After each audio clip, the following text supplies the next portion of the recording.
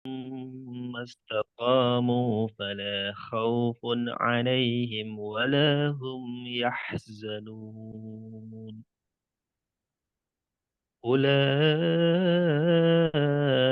أصحاب الجنة خالدين فيها جزاء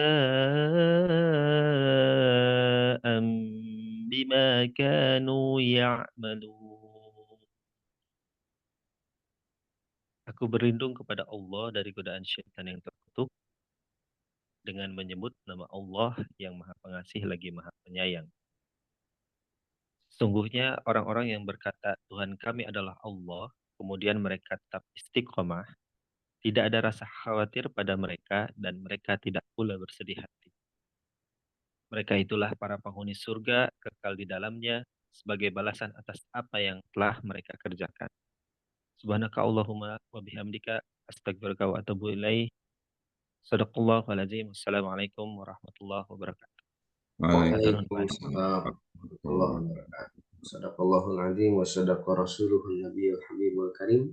Wa nahnu ala dzalika minasyahidin wa syakirin walhamdulillahi rabbil alamin. Nuhun Pak Zaki yang sudah membacakan surah Al-Ahqaf ayat 13 sampai dengan 14. Alhamdulillah, acara selanjutnya adalah langsung kajian tafsir oleh Ustadz Muhammad Yunus. Ya, mangga dihaturanan Pak Ustadz. Nah, untuk waktunya insya Allah sampai jam 6. Nanti ada sisa waktu 15 menit untuk diskusi. Ya, silahkan Pak Ustadz. Ya, jazakallah Kiai Ahmad Faizal Adha. Ana bisa share screen nggak? Boleh, silahkan. Mangga. Oke. Ana share screen dulu ya.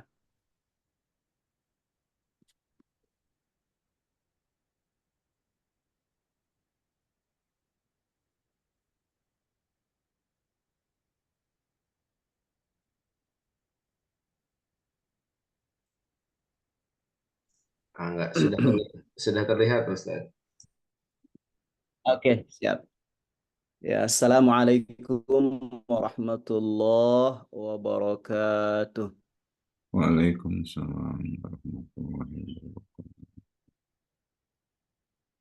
Bismillah, alhamdulillah, wassalatu wassalamu ala rasulillah wa ala alihi wa ashabihi wa mawalah. Asyhadu an la ilaha illallah wa asyhadu anna Muhammadan abduhu wa rasuluh alladzi la nabiyya wa rasula ba'dah amma ba'du. قال الله تعالى في القرآن الكريم أعوذ بالله السميع الله الرحمن الرحيم يا أيها الذين آمنوا اتقوا الله حق تقاته ولا تموتن إلا وأنتم مسلمون. قال رسول الله صلى الله عليه وسلم في حديثه وهو أصدق القائلين اتق الله حيثما كنت وأتبع السيئة الحسنة تمحها. صدق الله العظيم صدق رسوله الكريم ونحن على ذلك من الشاهدين والشاكرين. Hadirin hadirat yang dimuliakan Allah Subhanahu wa taala, wabil khusus Al-Mukarram Profesor Dr. Efik beserta jajarannya yang ada di Fakultas Hukum. Mudah-mudahan pertemuan kita hari ini menjadi wasilah untuk Allah curahkan, limpahkan kepada kita rahmat dan maghfirahnya. Amin amin ya rabbal alamin. Salawat beriringkan salam kepada junjungan alam Nabi kita Nabi Muhammad sallallahu alaihi wasallam beserta para sahabat tabi'ut tabi'in yang istiqamah melaksanakan sunnah Rasulullah sallallahu alaihi wasallam. Mudah-mudahan yaumil qiyamah nanti kita bisa berjumpa dan bersama-sama dengan Rasulullah sallallahu alaihi wasallam. Amin ya rabbal alamin. Ikhwafillah yang dimuliakan Allah Subhanahu wa taala, insyaallah di subuh yang cerah ini kita akan membahas tema hakikat istiqomah dalam Al-Quran dan hadis. Yang menjadi topik pembahasan kita adalah istiqomah. Ya, istiqomah ini sering kita dengar, ya, tapi kadangkala belum kita pahami sebenarnya istiqomah itu dalam Al-Quran dan hadis hakikatnya seperti apa sih, ya. Dan tentu pembahasan istiqomah ini bukan membahas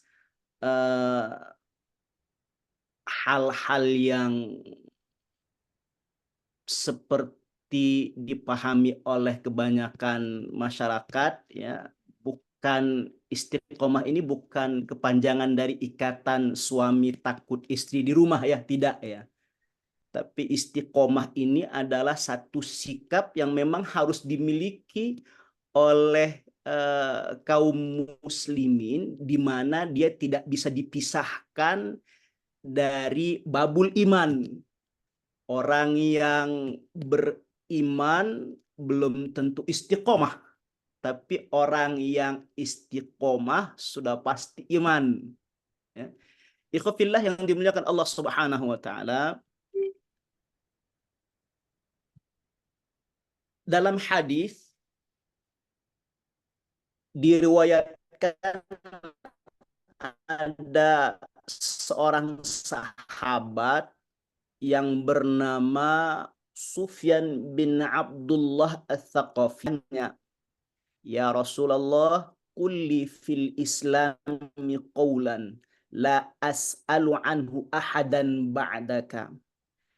Ya Rasul, sampaikanlah kepadaku, beritahukanlah kepadaku suatu kalimat dalam Islam di mana aku tidak akan bertanya kepada siapapun setelah engkau. Qala, kemudian Rasulullah Shallallahu Alaihi Wasallam menjawab, Qul amantu billahi tsumastaqim.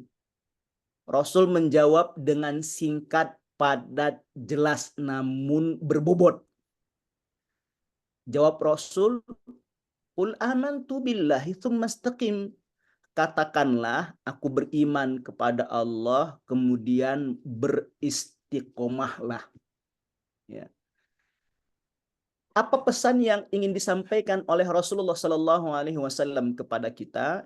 Yang pertama adalah bahwa kalimat yang penting dalam Islam itu dan mencerminkan inti dari Islam itu adalah berimanlah engkau kepada Allah dan beristiqomahlah. Ya. Kemudian pesan yang ingin disampaikan oleh Rasulullah Shallallahu Alaihi Wasallam, hendaknya orang-orang yang beriman itu harus juga beristiqomah.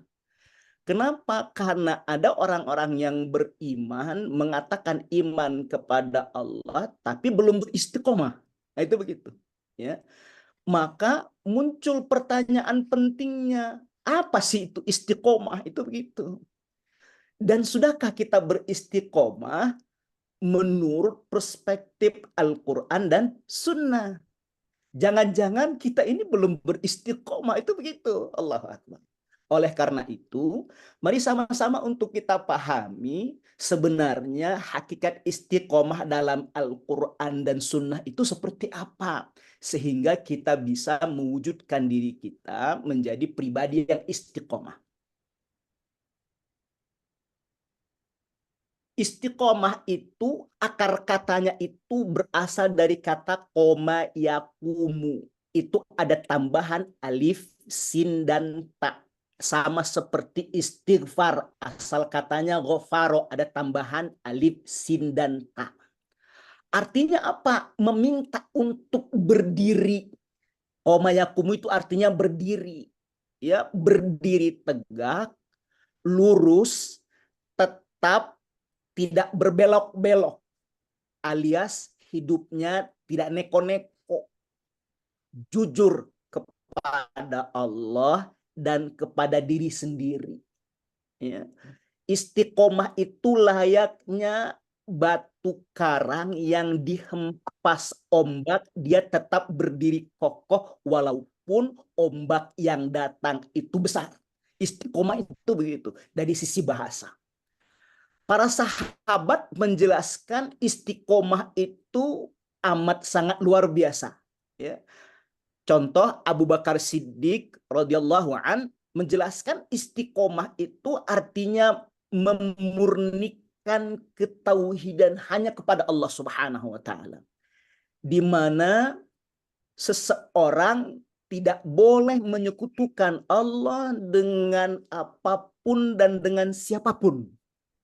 Maksudnya adalah ketika seseorang mengatakan aku beriman kepada Allah, beriman kepada hari kiamat, maka tidak boleh secara bersamaan dia juga menyembah kepada selain Allah. Ya, dia meminta kepada selain Allah. La ma'buda bihaqqin illallah, la matluba bihaqqin illallah. Tidak ada sesembahan yang patut untuk disembah melainkan Allah Subhanahu wa taala. Tidak ada tempat yang pantas untuk kita jadikan tempat permintaan kecuali hanya kepada Allah. Jadi tidak boleh ketika kita menyembah Allah secara bersamaan kita juga menyembah jin tomang, kita juga menyembah pohon besar, ya. Tidak boleh secara bersamaan kita meyakini bahwa Allah lah yang menciptakan seluruh jagat raya ini, Allah lah yang menurunkan rizki kepada seluruh makhluknya, tapi secara bersamaan kita juga meminta kekayaan kepada Kanjeng Dimas contoh. Atau kita meminta kekayaan datang ke Kanjeng Encep, nggak boleh, haram. Ya, ya karena memang ini bukan isapan jempol, sudah pernah terjadi, ya. Ada orang yang pengen kaya datangnya ke Kanjeng Dimas, ya, datangnya ke Kanjeng Ahmad Faisal Adha, itu nggak boleh itu. Kalau mau kaya, ya datangnya kepada Allah, minta kepada Allah, ya, kemudian gawe, bekerja, gitu. Jangan lakukan pesugihan, jangan judi, ya, ini bahaya ini. Nauzubillah tsumma nauzubillah, ya, kita sangat miris sekali, ya. Ini ada berita yang sangat mengejutkan. Ada seorang polisi, ya, dibakar oleh suaminya gara-gara suaminya main judi. Ini hati-hati. Bakar istrinya. Iya, dibakar istrinya kan? Istrinya polisi juga. Allah Akbar. Ya, jangan sampai itu terjadi, Ustaz Encep. Ini bahaya, ya. Insya Allah Ustaz Encep mah soleh. Ya. Hadirin yang dimuliakan Allah Subhanahu wa taala. Jadi istiqamah itu kata Sayyidina Abu Bakar Siddiq radhiyallahu an, ya, artinya adalah memurnikan ketauhidan kepada Allah, jangan berbuat syirik, tak gitulah. Ya. Ya, jangan meminta kepada selain Allah, jangan bersandar kepada selain Allah, capek. Ya. Jadi kalau curhat itu, curcolnya itu jangan kepada manusia, ya. Ibu-ibu kalau punya masalah curcolnya jangan ke laki-laki, ya, bisi jadi cinta cinlok. Jadi curhatnya itu punya masalah, ya curhatnya kepada Allah, ya. Nah, ini bagian dari ketauhidan juga, ya. Curhat nggak boleh ke Ustadz juga ya Pak ya? Nggak boleh ke Ustadz, Billy Bogo. Makanya kalau ada jemaah saya yang akhwat itu, yang perempuan itu, jangan curhat ke saya, Billy Bogo. Saya mah terang-terangan, ya. Kok mau curhatnya ke Ustadz Encep, Kasep gitu, ya. Subhanallah. Yang kedua, ya, menurut Umar bin Khattab, ya, istiqomah itu adalah komitmen terhadap perintah dan larangan Allah. Ya, tidak boleh menipu. Maksudnya begini, ketika kita mengatakan iman kepada Allah, ya, seyogianya, sepantasnya kita tidak memilih terhadap mana perintah Allah yang enak, mana perintah Allah yang buruk. yang enak-enak diambil, yang tidak enak-enak tidak diambil. Itu jangan begitu. Ini sikapnya orang Yahudi itu begitu. Nu'minu bi ba'dhi wa nakfuru bi ba'dhi. Ya. Kami beriman kepada sebagian hukum Allah, tapi kami ingkari sebagian hukum Allah. Nggak boleh begitu. Ya, seharusnya orang mukmin itu komitmen terhadap perintah Allah. Ya, innamal mu'minuna idza du'u ilallahi wa rasulihi ayyaqula lahu, bukan ayyaqula lahu. Ya, innamal mu'minuna idza du'u ilallahi wa rasulihi ayyaqulu sami'na wa ata'na. Ya, sesungguhnya orang-orang yang beriman itu ketika diseru oleh Allah dan Rasulnya, mereka mengatakan sami'na wa ata'na. Kami dengar dan kami taati ya Allah perintahmu. Beda dengan orang Yahudi. Kalau orang Yahudi sami'na wa asayna. Kami dengar perintahmu ya Allah, tapi kami ingkari. Tidak boleh begitu. Jadi seorang mukmin itu apa yang diperintahkan oleh Allah harus kita laksanakan. Ya, semampu kita. Fattaqullaha mastata'tum. Bertakwalah kamu sekemampuan kamu. Kata Allah begitu. Ya, jadi hati-hati, tidak boleh kita memilih mana yang enak dari perintah Allah kita kerjakan, yang tidak enak kita tinggalkan. Ya, saya coba ini ya, saya tes coba ini. Ya, ini ada kaum mama di sini, ada ya? Banyak kok mama, Ustaz. Oh banyak ini. Ini ada Bu Fitroh ini, Masya Allah. Ya. Ini salah satu, ini saya tanya ini ya, kaum emak-emak ini. Ya. Kalau zakat itu perintah Allah atau bukan? Tentu perintah Allah. Ya, perintah Allah. That's right, I like it. Ya. Kalau sholat perintah Allah. Kalau menikah perintah Allah bukan? Perintah Allah. Perintah Allah. Kalau poligami perintah Allah bukan? Perintah Allah. Perintah Allah. Siapkah untuk dipoligami? Insya Allah. Jadi Oh insya Allah. Ini istiqomah. Insya Allah kalau Allah sudah. Kalau saya setuju poligami, tapi asal bukan suami saya. Entang Bu Yeti setuju poligami, tapi kalau suami saya poligami, jangan pulang ke rumah gitu Pak. Siap. Pulang ke yang mudanya aja. Pulang ke yang mudanya aja. Siap. Lumayan. Ya, ini hanya contoh saja ya, contoh saja. Ya. Nggak apa-apa. Saya tidak akan membahas masalah poligami ini, ibu-ibu. Hapunten, ini mah hanya contoh saja ya. Jadi memang harus kita pahami dan sadari bahwa ya poligami itu adalah perintah Allah. Persoalan kita belum sanggup atau tidak, itu mah urusan belakang. Yang penting kita yakini bahwa poligami itu adalah hukum Allah. Ya, silahkan yang lain mau berpoligami, Ustadz Encep silahkan, asalkan jangan suami saya. Begitu kata ya para emak-emak ya, enggak apa, silahkan saja, asalkan jangan kita mengingkari hukum Allah. Itu ya. Oke. Hadirin yang dimuliakan Allah Subhanahu wa taala. Yang ketiga ya, menurut Utsman bin Affan ya, istiqomah itu adalah mengikhlaskan amal hanya kepada Allah Subhanahu wa taala. Maksudnya ketika kita beribadah ya, hati-hati, harus niatnya itu ikhlas hanya kepada Allah, jangan ada unsur ria dan sum'ah. Ini kan kadangkala babun niyah ini amat luar biasa ya. Banyak dari para imam madhab ya menetapkan babun niyah ini pada rukun pertama. Kenapa? Karena jika niatnya tidak lurus, tidak ikhlas kepada Allah, maka sia-sialah amal ibadahnya. Maka kenapa dalam Al-Quran dikecam oleh Allah, fawailul lil musallin alladzina hum an salatihim sahun, ya, alladzina hum yura'un wa yamna'unal ma'un. Maka berhati-hatilah ketika kita beribadah, luruskan niat kita, lakukan setiap amal ibadah hanya karena Allah, insya Allah keberkahan itu akan diturunkan oleh Allah. Dan Allah akan membalasnya dengan berlipat ganda. Jadi dari sini dapat kita ketahui bahwa istiqomah itu sasarannya itu tidak banyak-banyak, hanya 3 sasaran saja. Apa? Bab akidah, bab ketauhidan hanya kepada Allah.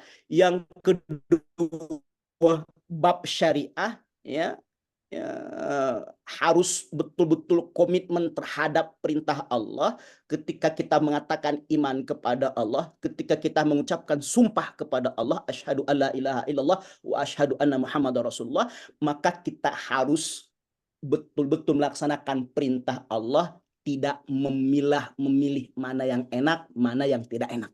Yang ketiga, ternyata ya istiqomah itu sasarannya juga dalam bab akhlak juga, ya. Ya, maksudnya adalah lakukan satu itu niatnya hanya karena Allah, bukan karena ingin disanjung dan dipuja oleh manusia. Karena masuk dalam kategori syirkul asghar, syirik kecil. Ikhwafillah yang dimuliakan Allah Subhanahu wa taala. Dalil yang membahas tentang istiqomah itu tadi sudah dibaca oleh qori, ya, terdapat dalam surah, salah satu di antaranya adalah Fussilat, ya. Kalau tadi surah Al-Ahqaf kalau tidak salah, ya. Dalam surah Fussilat ini, ya, ayat 30 sampai ayat 32 sama persis dengan dalil yang lain yang dibacakan oleh qori, di mana ternyata memang dalam Al-Qur'an itu banyak ayat yang diulang-ulang oleh Allah, ya. Kenapa diulang? Karena memang manusia itu suka banyak yang lupa. Itu begitu, ya. Ya, salah satu contoh, ya, dalam surah Ar-Rahman itu banyak ayat-ayat yang diulang oleh Allah karena memang, ya, salah satu di antaranya itu, ya, manusia itu suka lupa, ya, lupa dia sedang di mana dan mau kemana, dan yang lebih bahaya lagi dia lupa istrinya, ingat istri orang lain. Naudzubillah summa naudzubillah. Ya. Yang dimuliakan Allah Subhanahu wa taala, dalam surah Fussilat kata Allah, a'udzubillahi minasyaitonir rajim, innalladzina qalu, sesungguhnya orang-orang qalu yang mereka itu berkata, rabbunallah, Tuhan kami adalah Allah, tsummastaqamu, kemudian mereka itu beristiqamah, tatanazzalu alaihimul malaikah, ya, malaikat itu turun, ya. Alla takhafu wala tahzanu.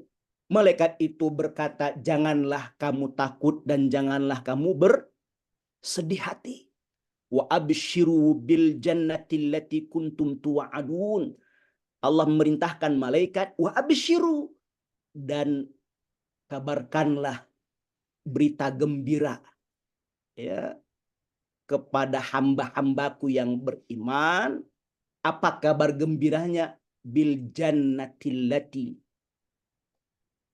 dengan surga yang sudah dijanjikan oleh Allah untuk kamu sekalian, ya. Nahnu awliyaukum fil hayatid dunya wa fil akhirah. Kata Allah, kamilah pelindung-pelindung kamu di dalam kehidupan dunia dan di akhirat. Walakum fiha ma tashtahi anfusukum walakum fiha ma tad'un. Bagi kamu kenikmatan yang ada di dalam surga itu ma tashtahi anfusukum, sesuai dengan apa yang kamu inginkan. Walakum fiha ma tad'un, dan bagi kamu sekalian kenikmatan yang ada di dalam surga itu sesuai dengan apa yang kamu minta. Nuzulam min ghafurir rahim. Itu semua adalah hidangan dari Tuhanmu yang Maha Pengampun lagi Maha Penyayang. Ya. Di dalam tafsir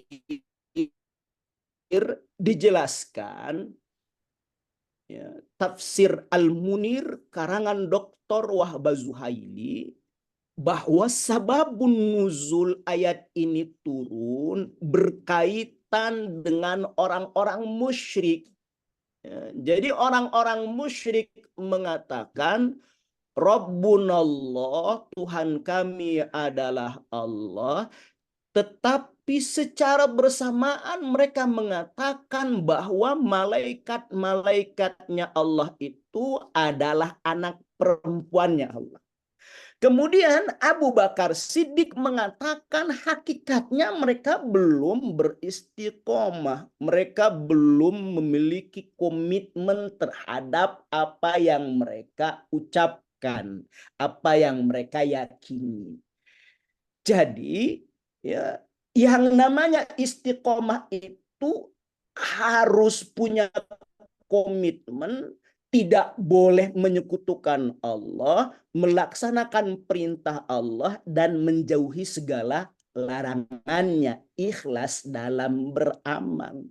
Jika kita beristiqomah, ternyata salah satu kelebihan yang diberikan oleh Allah sebagai janjinya adalah tatanazzalu alaihimul malaikah. Malaikat itu akan turun, ya, akan memberikan kabar gembira, ya. Dalam tafsir dijelaskan kabar gembiranya adalah pada saat kematian orang-orang yang beriman kepada Allah dan beristiqomah itu akan diberikan kemudahan oleh Allah ketika sakratul maut datang menjemputnya. Subhanallah. Itu dalam tafsir itu begitu. Jadi diberikan kemudahan. Orang lain ketika sakratul maut amat sangat susah, bagi orang yang beriman dan beristiqomah, maka pada saat menjelang kematiannya akan diberikan kemudahan oleh Allah Subhanallah.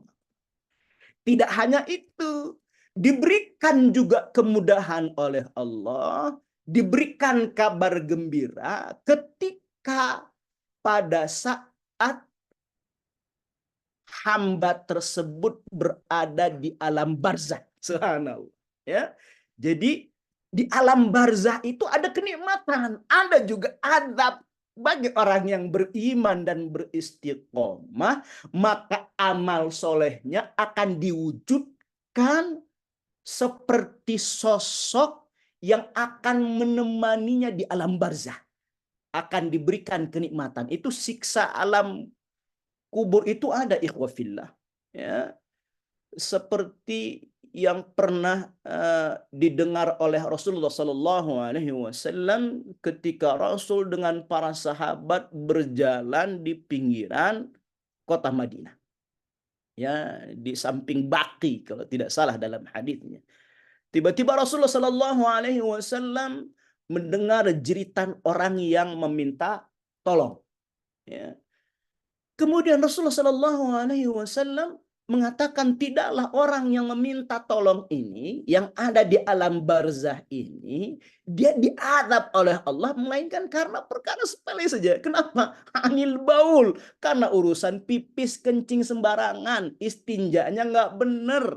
Ya, wa anin namimah, karena urusan mengadu domba. Jadi siksa di alam barzah itu ada, ikhwafillah. Ya. Kalau kita tidak percaya mah nggak silahkan duluan. Saya mah belakangan we. Ya, Ustaz Encep, kalau tidak percaya boleh duluan. Saya mah takut, saya mah sieun saya mah. Makanya persiapkanlah amal saleh kita. Tidak hanya di alam barzah saja diberikan kenikmatan, diberikan kabar gembira oleh Allah. Nanti juga di padang mahsyar pun akan diberikan kabar gembira gembira, akan diberikan kemudahan, akan diberikan padang mahsyar, ya. Nanti manusia itu ada yang merasa kepanasan karena memang tidak ada amal soleh yang menjadi wasilah dia mendapatkan rahmat dan ampunan dari Allah. Tapi bagi orang-orang yang beriman dan beristiqomah, insya Allah ya amal solehnya akan menjadi wasilah dia mendapatkan naungan di mana pada saat itu tidak ada naungan melainkan naungan dari Allah Subhanahu wa taala. Ya. Ikhwafillah yang dimuliakan Allah Subhanahu wa taala. Tidak hanya kabar gembira itu di dunia saja bagi orang-orang yang beriman dan beristiqomah itu janji Allah amat luar biasa. Janjinya apa? Nahnu awliya'ukum fil hayatid dunya wa fil akhirah. Jadi kata Allah, kami pelindung kamu di dunia dan di akhirat. Di dunia saja bagi orang-orang yang beriman dan beristiqomah itu cincai kata Allah. Gampang bagi Allah. Nggak mungkin Allah membiarkannya hidup sengsara di dunia. Ya, seandainya pun dia mengalami kesengsaraan hidup di dunia bukan sebagai bentuk adab tapi sebagai bentuk cobaan kita. Orang yang beriman dan beristiqomah itu gitu. Subhanallah. Allah akbar. Ya. Ikhwafillah yang dimuliakan Allah Subhanahu wa taala. Nah, ini tadi sudah ya. Ibnu Qayyim al-Zaujiyah menjelaskan bagaimana cara ya untuk menjadi atau mencapai pribadi yang istiqomah. Sedikit tidaknya ada 5. Saya percepatlah ya. Jadi supaya kita tidak terlalu lama. Kalau lama-lama ini ya suka ngantuk ini biasanya. Yang pertama, menurut Ibnu Qayyim al-Zaujiyah, ya, syarat untuk mencapai istiqomah itu adalah perbuatan itu harus dilakukan dengan cara yang ikhlas, ya. Harus karena Allah, tidak boleh ada ria dan sum'ah. Yang kedua, ya, perbuatan itu harus dilakukan atas dasar ilmu, bukan hanya mengandalkan semangat, bukan mengandalkan nafsu, ya, bukan mengandalkan semau gue, tapi harus berdasarkan ilmu karena ada ancaman wala taqfu ma laisa laka bihi ilmun inna sam'a wal basara wal fuada kullun ulaika kana anhu mas'ula. Hati-hati, tidak boleh kita mengikuti yang di dalamnya kita tidak mengetahui ilmunya karena seluruh pendengaran, penglihatan dan anggota tubuh kita akan dimintai pertanggungjawaban di hadapan Allah Subhanahu wa taala. Yang ketiga, ya, melakukan ibadah itu harus dengan cara yang sama seperti yang dicontohkan oleh Rasulullah Sallallahu Alaihi Wasallam. Ya, maksudnya apa? Ya jangan ditambah-tambah, jangan dikurang-kurang. Kata Rasul, ya harus nggak usah ditambah-tambah. Karena yang membuat syariat itu adalah Rasulullah Sallallahu Alaihi Wasallam atas perintah Allah Subhanahu Wa Taala. Ya, jadi kalau bahasa sekarang itu ya jangan lakukan bid'ah lah. Sesuatu yang baik menurut kita belum tentu baik menurut Allah dan Rasulnya. Ya kalau sholat subuh 2 rakaat yang nggak usah ditambah-tambah. Ya kalau Rasulullah Shallallahu Alaihi Wasallam mencontohkan untuk mengangkat takbir itu hadwa mangkibai sejajar dengan bahu atau di bawah telinga, ya nggak usah ya melakukan di luar apa yang dicontohkan oleh Rasulullah Shallallahu Alaihi Wasallam. Ya, jadi kalau dalam urusan ibadah mahdoh kata Rasul ya contoh kepadaku sallu kama ra'aitumuni usalli. Tapi kalau urusan dunia mah enggak kumah antum antum a'lamu bi umurid dunyakum. Ya kamu lebih tahu ya terkait dengan urusan dunia. Yang keempat, lakukan ibadah itu dengan cara yang terbaik. Maksudnya apa? Ya kadangkala kan kita melakukan ibadah itu, melakukan sesuatu itu sekedar hanya menggugurkan kewajiban. Tapi mulailah untuk kita menuju pribadi yang istiqomah itu, lakukan segala ibadah itu, apapun ibadahnya, mau ibadah mahdhah maupun ghair mahdhah, lakukan dengan cara yang terbaik, lakukan dengan cara yang ihsan. Contoh. Dalam bab salat, biasanya kan kalau kita bangun subuh itu ya ada yang langsung mandi ya kan, gosok gigi, kemudian pakai pakaian yang baru, betul nggak? Ihsannya seperti itu, cara yang terbaiknya begitu. Tapi kan kebiasaan kita itu adalah ketika bangun subuh itu ya, kadangkala pakaian yang kita pakai untuk sholat itu adalah pakaian tidur, betul nggak? Padahal kalau dari sisi hukum mah boleh-boleh saja asal menutup aurat. Ya. Tapi kadangkala perlakuan kita, pakaian kita ketika menghadap Allah dengan menghadap pejabat, dengan menghadap orang penting jauh lebih sopan, jauh lebih rapi ketika kita menghadap kepada pejabat dibandingkan dengan kita menghadap kepada Allah Subhanahu wa taala. Betul? Ya, pakaian yang sudah bau iler dipakai ya pada saat ketika kita salat. Hukumnya sah? Ya sah-sah saja. Tapi belum ihsan. Itu dalam ibadah mahdhah. Kalau ibadah ghair mahdhahnya lebih bagus lagi. Apa? Contoh, ketika kita punya hutang, kembalikanlah hutang itu dengan memberikan kelebihan. Asalkan jangan dipersyaratkan, diperjanjikan, karena masuk dalam kategori riba. Jadi kalau kita punya hutang 100.000, ya kembalikanlah 120.000. Ya, itu ihsan namanya, Ya. Kemudian yang kelima, membatasi diri pada apa yang halal saja untuk kita lakukan. Jadi mulailah untuk meninggalkan perkara yang haram, perkara yang syubhat, karena itu akan berdampak kepada ketidakkhusyuan kita kepada Allah Subhanahu wa taala dalam beribadah. Ya, akan berpengaruh terhadap adanya perubahan karakter kalau kita senang melakukan perbuatan-perbuatan yang haram. Mudah-mudahan ini menjadi pengingat bagi kita. Mari sama-sama untuk kita menjadi pribadi yang istiqomah, lakukan amal soleh, mumpung kesempatan itu dibuka lebar oleh Allah. Itu saja yang bisa saya sampaikan. Mudah-mudahan bermanfaat. Silahkan kalau ada yang mau menambahkan, falyatafaddal mashkura. Hatur nuhun Pak Ustadz Muhammad Yunus atas penjelasan singkat, padat, jelas, ya, terutama terkait dengan istiqomah. Ya. Jadi tidak berbelok-belok. Nah, Bapak Ibu sekalian, apabila dipersilahkan apabila ada yang ingin. Pak Ustadz. Bangga, Prof. Monggo, Pak Deka. Assalamualaikum warahmatullahi wabarakatuh. Waalaikumsalam. Terima kasih Pak Ustadz. Ini saya mau tanya nih, yang tadi terkait dengan perintah. Kan kalau perintah itu kalau tidak dilakukan berdosa ya. Betul. Betul gitu. Yang tadi yang poligami itu perintah.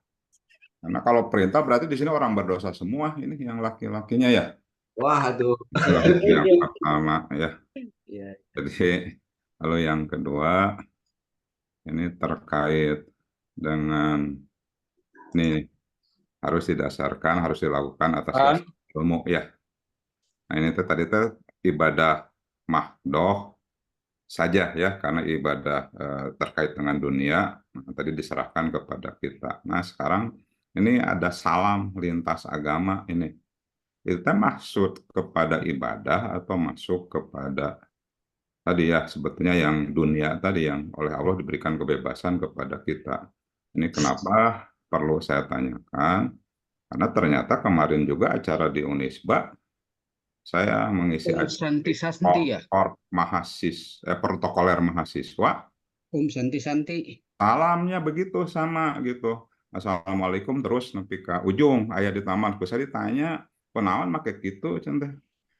Toleransi Pak, karena ada peserta dari luar, jadi ada yang tidak beragama Islam karena memang dengan berapa ya? Dengan 10 Kalau nah ada yang provinsi kalau nggak salah. Tapi benar gitu toleransi itu seperti itu. Nah, jadi maksudnya itu kan masuk ke yang tadi ya atas dasar ibadah atau memang itu tadi masuk kepada dunia saja yang memang diserahkan kepada manusia.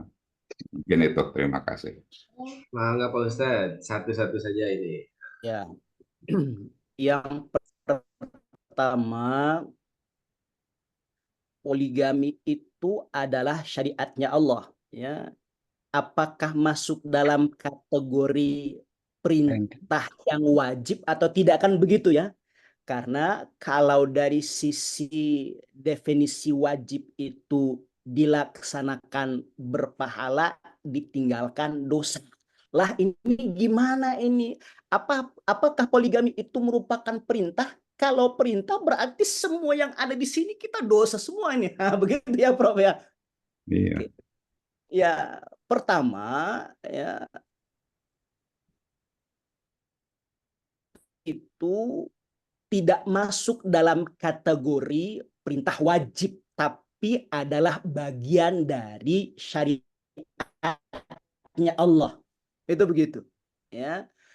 Artinya ya bagi setiap muslim ya perintahnya itu bukan poligaminya, tapi perintahnya menikah. Kalau punya kekuatan, keadilan, bisa berlaku adil, silah untuk menambah yang kedua, ketiga, dan keempat. Jadi hukumnya tidak masuk wajib. Ya, tidak masuk wajib, tapi bagian dari syariatnya Allah yang tidak boleh kita ingkari. Ya, jadi benar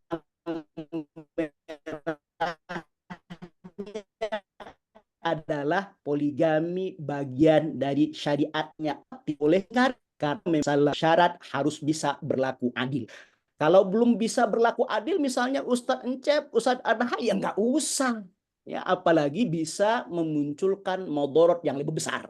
Ya, dan kalau masih takut ya nggak usah ya, kayak model kita ini minal khaifin wal mustad'afin, ya nggak usah lah, nggak usah. Cukup saja nanti di surga akan diberikan oleh Allah bidadari-bidadari surga yang tidak pernah disentuh oleh jin dan manusia. Subhanallah. Yang kedua, bolehkah untuk mengalam kepada non-muslim? Kalau menurut pemahaman saya ini Pak Dekan, ya bab salam itu masuk dalam kategori akidah. Ya, dalam akidah, dalam ketauhidan itu ya justru tidak ada toleransinya.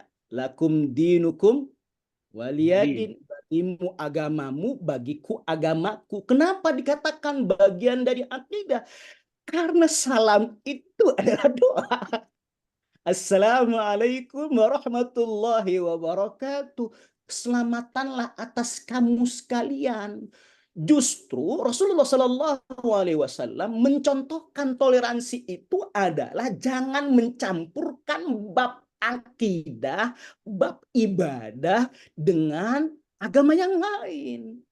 Justru kalau kita mengucapkan salam dengan berbagai macam model lintas agama, justru itu yang tidak toleran.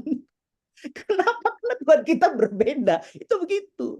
Jadi banyak orang yang salah kaprah ketika mengucapkan salam alasannya toleransi itu, alhasil dia mengucapkan salam dengan berbagai macam versi. Kalau menurut saya justru itu ya tidak toleransi ya.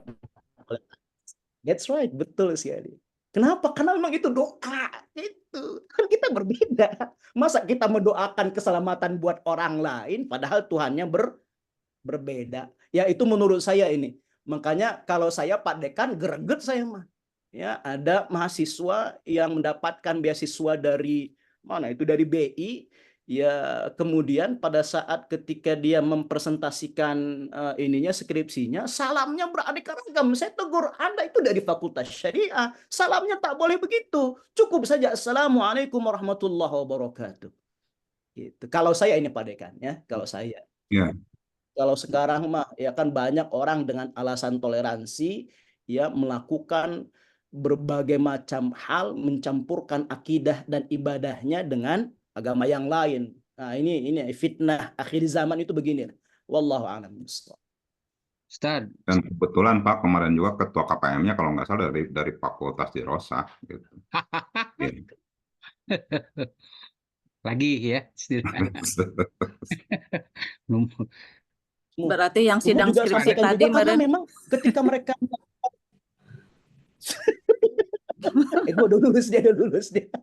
Jadi memang orang yang mendapatkan beasiswa itu mereka itu dibina dikasih pemahaman terkait dengan toleransi dan saya pikir ya pemahamannya keliru gitu. Pemahamannya keliru. Pada Tidak ada yang lebih toleran kecuali agama Islam. Allah. Mangga Pak Rusli, mangga. Enggak, Pak Dr. Rusli. Pak Yunus ini melanjutkan yang Pak Efik tadi dan jawaban Pak Yunus barusan ya. Ya. Ini bukan ini ya. Tadi kelompok kita mah penakut, takut pada siapa dalam hal poligami gitu ya. Bukan berarti membenarkan enggak. Ya. Kan ada postingan ya yang seseorang yang sudah diperiksa di hadapan malaikat gitu ya di hari Allah, dia menyesal kenapa nggak dari dulu aja di dunia saya poligami kalau kamu punya kemampuan dan tidak melakukan gitu, jadi takutnya kepada siapa gitu ya. Yang kedua gini, tadi kan salam itu buat kita ya, nah sekarang ada jamaah, ada kelompok tadi ya yang disampaikan oleh Pak Profesor Epik, Pak Dekan, itu kan banyak orang yang di dalamnya ada non muslim. Kita mengucapkan assalamualaikum warahmatullahi wabarakatuh kan sama juga mendoakan mereka. Itu gimana itu ya berkaitan dengan itu yang kedua. Kemudian yang ketiga tentang istiqomah tadi ya, kan tu'minu billahi wa apa sumastakomu gitu ya di dalam surat Allah lupa itu ya. Nah itu berarti tegaklah Fussilat ya, berimanlah dan istiqomah, berarti beristiqomah dalam iman kan. Dan kalau beristiqomah dalam iman itu saya kira semua persoalan akan istiqomah gitu. Tapi menjadi tidak istiqomah itu tadi ketika iman jadi tidak istiqomah gitu ya, maka salam pun menjadi aneka ragam diucapkan gitu. Jadi ini kuncinya memang istiqomah itu memang disuruh di dalam iman gitu. Kalau imannya sudah istiqomah maka dalam keadaan apapun dia akan istiqomah, akan ajak gitu dalam pendiriannya gitu. Sehingga agak sulit gitu ya ketika dikatakan diminta untuk istiqomah tetapi tidak dalam iman. Jadi saya membacanya istiqomah itu dalam iman titik gitu. Tidak ada dalam istiqomah yang lain karena yang lain mah adalah konsekuensi dari istiqomah dalam iman gitu. Jadi ketegakan, keajegan, kelurusan itu karena istiqomahnya iman gitu. Kalau istiqomahnya nanti dipindahkan ke tempat lain gitu ya, nanti seolah-olah antara iman dengan perbuatan yang lain itu menjadi tidak nyambung gitu. Jadi sumastakomu di situ itu, sumastakomu dalam surah Fussilat itu adalah sumastakomu dalam iman, tu'minu nabilah sumastakomu gitu ya. Jadi berimanlah kalian kepada Allah dan beristiqomahlah dalam iman gitu. Kayaknya begitu tuh Pak Ustadz ya. Terima kasih. Yang ketiga mah berarti ini apa ya? Penegasan ya. Pertanyaannya juga ya Pak ya. Oke. Kalau saya menafsirnya gitu. Enggak, saya sama memahaminya gitu. Ya, oke, siap. Nuhun Pak Ustadz. Sami-sami ya, jazakallah ahsanul jaza kepada Dr. Rusli yang sudah memberikan tambahan gitu ya dan mengingatkan kita. Pertama, memang dalam urusan poligami ini kan bagi orang Indonesia ini sensitif ya Pak ya. Apalagi kalau pembahasan ini di hadapan kaum hawa ya, emak-emak gitu ya. Kenapa? Karena memang pemahamannya itu belum utuh dan implementasi di lapangan itu banyak yang keliru. Iya. Sehingga stigma negatif terhadap syariat poligami itu dinafikan, padahal itu adalah bagian dari syariatnya. Syariat. Atau begitu. Ada saja mungkin ya solusi yang terbaik dari prahara rumah tangga itu itu dengan poligami. Ya, dengan syarat memang dalam Al-Qur'an itu Rasulullah Shallallahu alaihi wasallam memberikan syarat harus adil, itu begitu. Jika adil dan ilmu dalam bab pernikahan poligami ini sudah dipahamkan, insya Allah akan membawa kemaslahatan. Itu begitu. Yang jadi masalah ini adalah ilmunya belum ada, adilnya belum didapatkan, hanya bermodalkan kawan, sehingga memunculkan madorot yang lebih besar, maka justru bukan membawa maslahat, justru mendatangkan masalah-masalah yang lebih besar. Nah, itu begitu. Ya. Jadi, kalau saya, kenapa minal khaifin wal mustad'afin? Ya karena memang belum siap saja. Bukan tidak mau, ya karena belum siap. Kemudian ilmunya belum cukup, takut mendatangkan masalah yang lebih besar, maka cukup atuh sajalah. Seperti takutnya, maksudnya gini, takutnya adalah takut kepada menimbulkan masalah mudorot kan gitu. That's right, I like it. Betul, betul sekali. Ya, kalau Prof Epik, Pak Dekan, Ustadz Encep, ya ini kita mah takut mendatangkan madorot yang lebih besar. Tapi kalau ada ilmunya, kan Nabi juga mengajarkan poligami itu sanes kanu anom ya Pak Ustadznya, kanu sepuh. Hanya Agnia, Umaro, Fukoha Pak Yunus ini Fukoha ini. Ada Agnia juga, ya. Umaro juga, Masya Allah. Sok Pak Yunus, kita dukung. Masya Allah, ya. Ada mau sedikit nanya. Oke. Sopo iku? Mangga Bu Neni. Natur nuhun. Natur nuhun Pak Ustadz atas paparannya. Nanti kalau poligami mah insya Allah lah rame itu mahnya. Mal beres-beres. Rame bagi sieun, pangpana mah sieun. Nya, sieun mudorot tadi. Saya mah ini sedikit aja terkait ibadah juga ya. Misalnya tadarus Quran, Ustadz baca Al-Quran di rumah. Itu kan memang tidak termasuk ibadah mahdoh ya, tapi yang sangat dianjurkan. Nah, untuk ibu-ibu, apakah membaca Al-Quran itu harus seperti melaksanakan ibadah mahdoh ya, misalnya terkait dengan menutup aurat. Kadang-kadang kan kalau di rumah hanya baca aja, misalnya hareudang tidak pakai kerudung, misalnya gitu. Apa boleh atau enggak, atau memang sama dengan syarat-syarat yang dalam melaksanakan ibadah mahdoh. Nuhun Pak Ustadz. Ya. Oke. Bukti bagian dari iman kita kepada Al-Quran itu adalah membaca, mentadabburi, ya, memahaminya, mengamalkan serta mengajarkan. Nah, ini bagian dari bukti iman kita kepada Al-Quran. Maka memang siogianya bagi orang-orang yang beriman itu tidak boleh jauh dari Al-Quran, karena Al-Quran itu adalah ruh. Ya, saya ulangi ya, Al-Quran itu adalah ruh, rumah yang tidak dibacakan Al-Quran itu layaknya seperti kuburan. Kemudian memang para ulama itu menjelaskan terkait ada adab dalam membaca Al-Quran. Adabnya dalam membaca Al-Quran.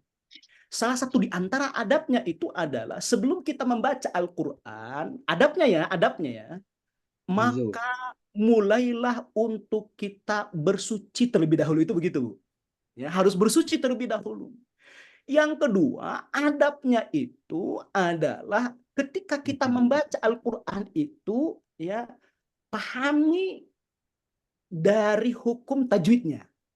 Itu gitu, ya. Yang ketiga, adab dalam membaca Al-Quran pun tutuplah auratmu. Kenapa? Karena hakikatnya, saya pernah baca dalam satu hadis, orang yang membaca Al-Quran itu hakikatnya dia sedang berkomunikasi dengan Allah Subhanahu wa Ta'ala. Ya, maka jagalah aurat kita. Jadi kalau yang biasanya baca Al-Quran itu pakai celana pendek, kemudian nggak pakai kerudung, ya, mulailah untuk kita melakukan ibadah itu dengan cara yang ihsan gitu loh, Bu. Ya, nah itu bagian dari adab, ya teh, gitu, ya. Jadi jawabannya adalah mulailah untuk kita membaca Al-Quran itu di rumah itu dengan kita